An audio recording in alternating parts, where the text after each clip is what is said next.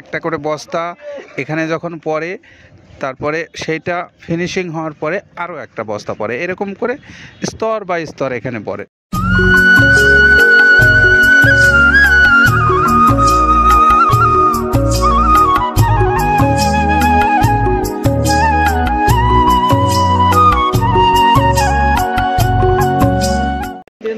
আসসালামু আলাইকুম রহমতুল্লাহ। প্রিয় খামারি ভাইরা, আপনাদেরকে স্বাগত জানাচ্ছি মৃত্তিকা অ্যাগ্রোফিড মিল থেকে। মৃত্তিকা অ্যাগ্রোফিড মিলে আমার পিছনে আপনাদেরকে দেখাবো যে আপনারা দেখতে পাচ্ছেন একটা নতুন চালানের মাল তৈরি হচ্ছে। আর আমরা যে বরাবর আপনাদেরকে বলে আসছি যে প্রায় 30টা আইটেম দিয়ে এই খাদ্যটা তৈরি করা হয়। আর কি কি আইটেমগুলো দিয়ে তৈরি করা হয় সেগুলোও আপনাদের সামনে কাদের ভাই বর্ণনা করেন। তো আমরা এখন সরাসরি যেগুলো আপনাদেরকে দেখাচ্ছি, আপনারা দেখেন যে একটা একটা স্তর পরে প্রায় অনেকগুলো স্তর পড়ে গেছে অলরেডি এখানে, এবং সবগুলো স্তরেরই একটা করে বস্তা এখানে যখন পড়ে, তারপরে সেইটা ফিনিশিং হওয়ার পরে আরও একটা বস্তা পড়ে, এরকম করে স্তর বাই স্তর এখানে পড়ে। তো সেইগুলোই আপনাদেরকে একটু দেখালাম।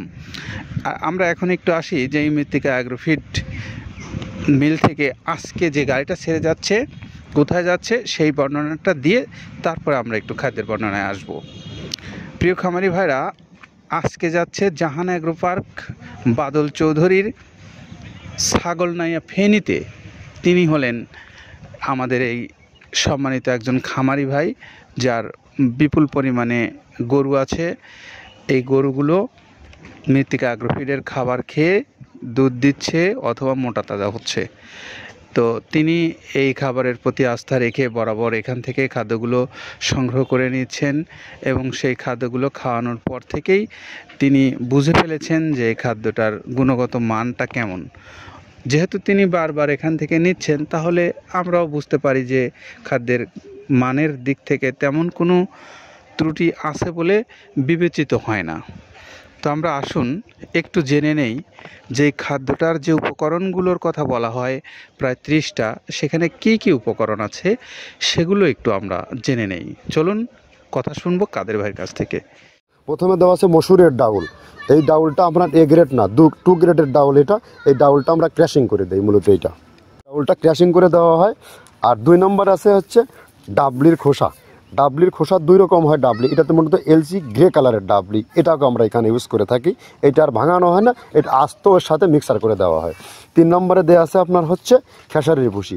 খেসারির ভুসিটাও আমরা ওখানে মিক্সারের মধ্যে দিয়ে দেওয়া হয়, এটা ভাঙানোর কোনো পার্ট থাকে না। এটা হচ্ছে গমের পাতা ভুসি, সিলেটে বেশিরভাগ পাতা হিসেবে পরিচিত। অর্থাৎ আমরা বলি মোটা ভুসি, কেউ বলে পাতা ভুসি। এই পাতা ভুসি এটা এসিআই কোম্পানির, এটাও এই মালের মধ্যে এটাও মিশ্রণ করে দেওয়া হয়। এটা আস্ত দিয়ে দেওয়া হয়, ভাঙানো হয় না।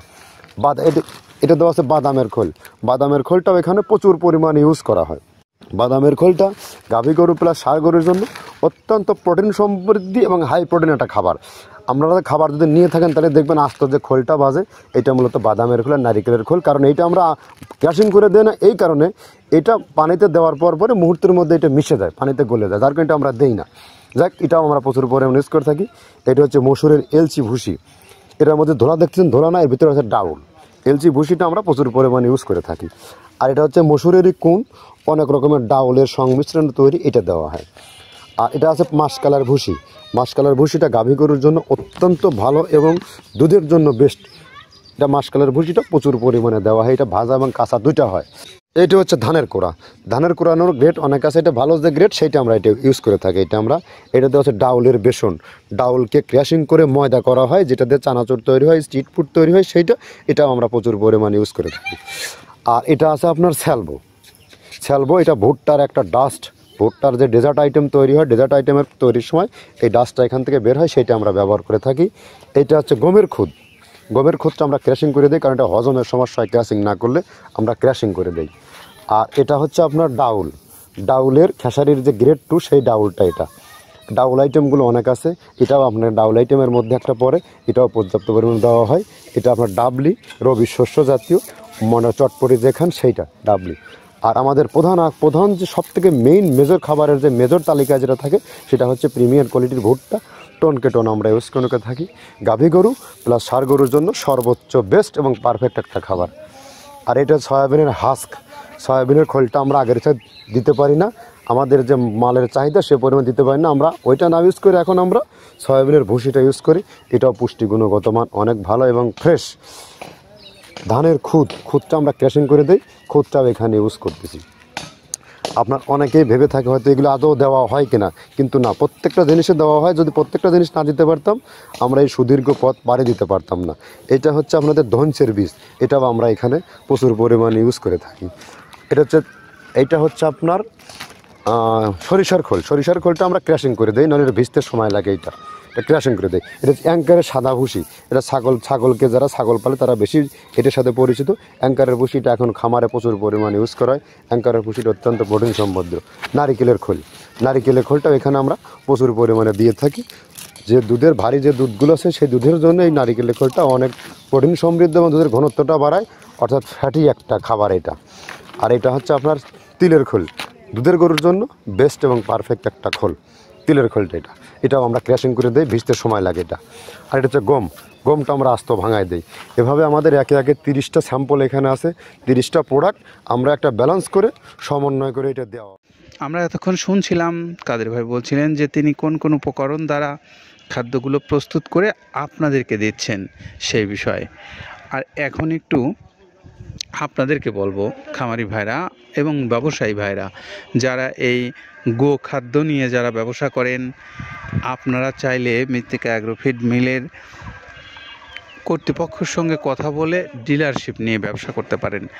আপনার ডিলারশিপের জন্য যে সুযোগ সুবিধাগুলো এই কর্তৃপক্ষ দিচ্ছে সেগুলো নিয়ে কথা বলে আপনি আপনার প্রাপ্ত সুযোগ সুবিধাগুলো যদি গ্রহণযোগ্য মনে হয় তাহলে আপনি ব্যবসাটা করতে পারেন।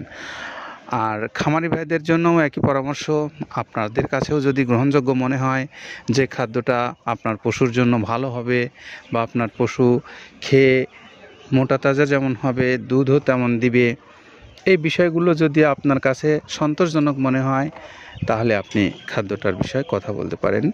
অনলাইনে দেখানো মৃত্তিকা অ্যাগ্রোফিড কর্তৃপক্ষের যে নাম্বারগুলো আছে সেখান থেকে আপনার নাম্বারগুলো নিয়ে কথা বলে আপনি আপনার বুকিং অর্ডারটা সম্পন্ন করুন অনলাইনের মাধ্যমে। আর যারা কুরিয়ারের মাধ্যমে নিতে চান স্বল্প পরিসরে, অর্থাৎ 2, 4, 5, 10 বস্তা 20 বস্তা এরকম ভাইরাও চাইলে এখান থেকে নিতে পারেন। নিয়ে আপনি আপনার পশুগুলোকে খাওয়ান, দেখেন তারা কেমন খায়, তারপরে আপনি এই খাবার সম্পর্কে আপনার মন্তব্য করতে পারবেন। তো এই তথ্যগুলো জানিয়ে আমরা জাহান অ্যাগ্রোর পার্কের যে গাড়িটা লোড হচ্ছিল 380 বস্তা সেটি ছেড়ে যাবে সেই কথা বলে এখন বিদায় নেব। ভালো থাকবেন সবাই, নিরাপদে থাকবেন। আল্লাহ হাফেজ।